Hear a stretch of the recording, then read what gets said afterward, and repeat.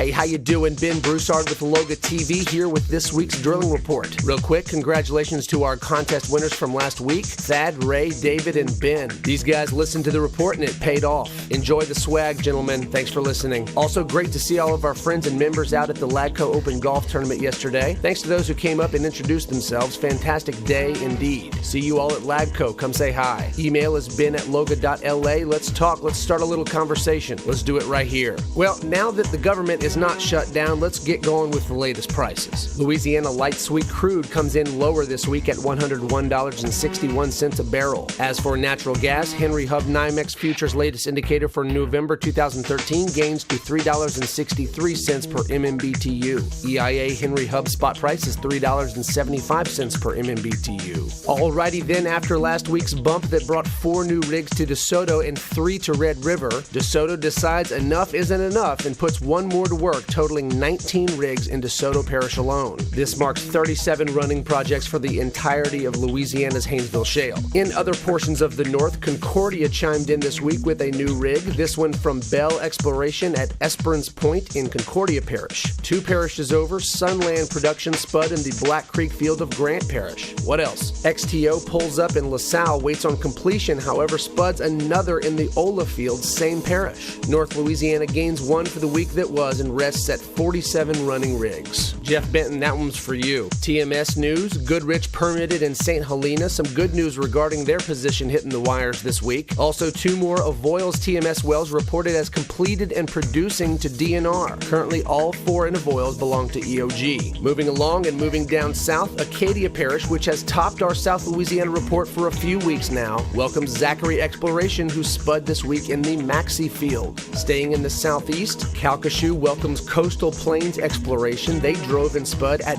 Beckwith Creek. Petro Harvester spud a new well within their Pine Prairie project. Even with the adds, drops in Terrebonne, West Baton Rouge Parish, and Evangeline bring South Louisiana back to 16 rigs. On to inland water, which got a jump in the right direction. 2 new projects added this week in coastal parishes, bringing the count to 19 rigs. As for Louisiana State offshore waters, we've got North Star, who spud another well in their Creole offshore prospect. Couple that with Chevron's re-entry at Bay Marchand Block 2, Castex at Eugene Island Block 18, and Hella's still drilling at Ship Shoal Block 45, and we've got a total of 4 for Louisiana State offshore. Finally, Outer Continental Shelf Federal Drilling adds 1 project this week to rest at 49 running deepwater rigs. As a whole, Louisiana ended out at 132 active projects for the week, up 3 over last week and widening the margin over last year by 27 rigs. Now that our government is back up and running, let's see some permits.